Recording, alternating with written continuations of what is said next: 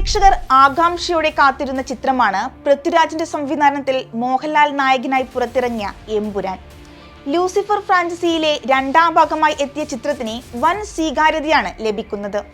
ഒറ്റ വാക്കിൽ പറഞ്ഞാൽ ഹോളിവുഡ് ലെവലിലുള്ള മേക്കിംഗ് ആണെന്നും പൃഥ്വിരാജ് ഇതെന്ത് മാന്ത്രികതയാണ് ചെയ്തു വച്ചിരിക്കുന്നതെന്നും സിനിമ കണ്ടിറങ്ങിയവർ ചോദിക്കുന്നുണ്ട്.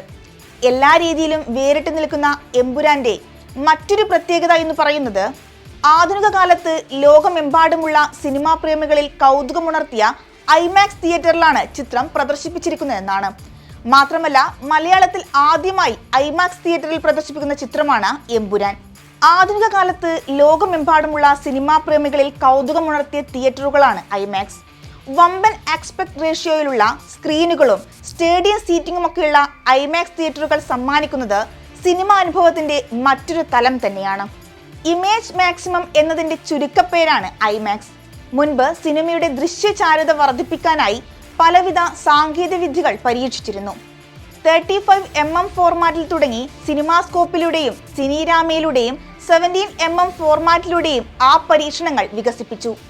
1967 മോൺട്രിയോളിൽ നടന്ന ഒരു എക്സ്പോയിൽ ഇൻ ദി ലാംബ്രിത്ത് എന്ന ചിത്രത്തിനു വേണ്ടി ഒട്ടേറെ പ്രൊജക്റ്റുകളും 5 സ്ക്രീനുകളും ഉപയോഗിച്ച് ഒരു പ്രദർശനം സംഘടിപ്പിച്ചിരുന്നു.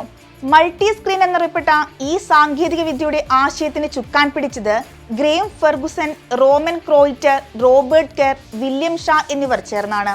പിന്നീട് 1970 മൾട്ടി സ്ക്രീൻ എന്ന അവരുടെ കമ്പനി ഐമാക്സ് എന്ന പേരിലേക്ക് മാറുകയായിരുന്നു. ഇതോടെ സിനിമാ പ്രദർശനം മറ്റൊരു തലത്തിലേക്ക് മാറി. ഐമാക്സ് ഫോർമാറ്റിൽ ഷൂട്ട് ചെയ്തതിൽ കൂടുതലും ഹോളിവുഡ് ചിത്രങ്ങളാണ്.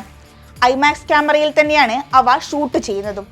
വളരെയധികം ചിലവേറിയതാണ് ഐമാക്സ് ക്യാമറകൾ.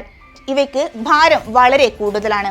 അതുകൊണ്ട് തന്നെ അവ കൈകാര്യം ചെയ്യുക എന്നത് വളരെ വിദഗ്ധരായ ടെക്നീഷ്യൻസിന് മാത്രമേ കഴിയൂ. ഇന്ത്യൻ സിനിമാ ചരിത്രത്തിലെ തന്നെ ആദ്യ ഐമാക്സ് ചിത്രം 2013 പുറത്തിറങ്ങിയ ധൂം 3 ആണ്. DMR ടെക്നോളജി എന്ന പ്രത്യേക സാങ്കേതികവിദ്യ ഉപയോഗിച്ചാണ് ഈ ചിത്രം ഐമാക്സ് ഫോർമാറ്റിൽ റിലീസ് ചെയ്തത്. Bang Bang, Baahubali the Conclusion, Padmaavat, Gold Thugs of Hindostan, Saaho, RRR, KGF Chapter 2, Ponniyin Selvan എന്നീ ചിത്രങ്ങളും ഐമാക്സ് ഫോർമാറ്റിൽ പുറത്തിറങ്ങിയതാണ്.